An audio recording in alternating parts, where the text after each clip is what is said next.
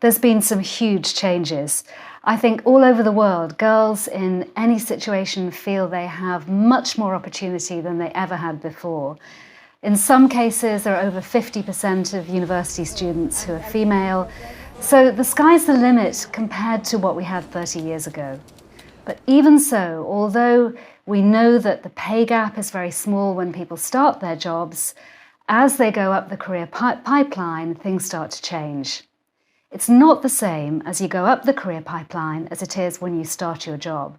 Things are fairly equal when you start, but as you go up that pipeline, you find that women are experiencing more of a pay gap with their male counterparts. So it's really important that we don't forget there's a long way to go.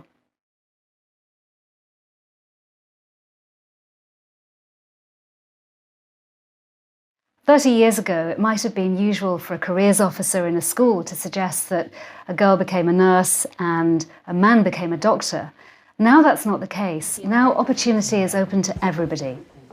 But as you go up the career ladder, things do start to change. The pay gap starts to widen, particularly as women have children and have to consider coming back to the workplace and often want, as many men want, flexible working. So although we've come a long way, there are still some huge challenges.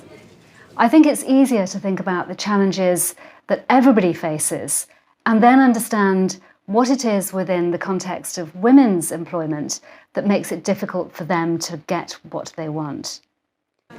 I think men and women both want a flexible workplace where they can take time off with their children, where they can think about different stages in their career. I've had 4 careers. I'm on my 4th career now, and I think men and women want to have that flexibility to be somebody different at each stage in their career.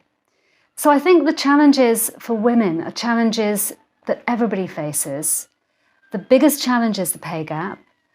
The other challenge, I think, is the perception of some employers and their own perception. I think that many young women who are very able, who are very ambitious, who are very inspired by role models that they see in the media, find that when it comes to the point of making a decision about the next big step in their career, they lack the confidence they need. And that's where I think education is very important.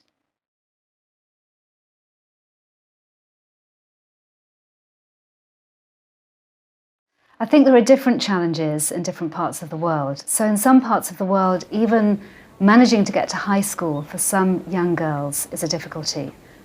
Sometimes it might be perceptions within the family, perceptions within society about what girls can or should achieve. All of us should be working towards a conversation about equality between young men and young women and providing opportunity for 50% of the world's population. So I think that governments can play a role, policymakers can play a role, families, teachers, family friends, uncles, aunts, grandmothers can play a role.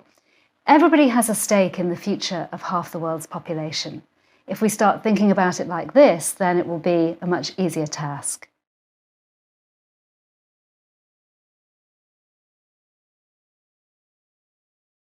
I think the biggest challenge that many women face when they come to move up the career pipeline is a challenge of perception. It's a challenge around unconscious biases that many of us have but don't realize we have. Those biases might be on the part of your employer about what you can achieve, but you yourself might have an unconscious bias against your own ability. One of the things we can do that will really help young women and women at mid-career level is to give them the kind of confidence to take the next step. Having confidence in your own decision-making, in your own knowledge, in your own skills is absolutely vital. And that's where the role of education is really important.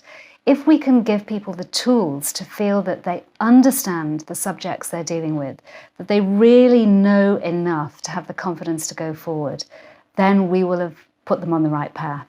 So confidence, understanding unconscious bias, and education. I keep coming back to this subject of education. If you can educate yourself, there's an old story in many cultures, there's an old saying, if you educate a man, you educate one person.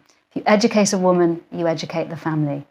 My own headmistress used to say that to us when in our girls' senior school we were all standing before her. And I think that's still true. I think we should remember that right across the world, women really do hold the key to knowledge and understanding for their children. So they should grasp it for themselves. That's really important.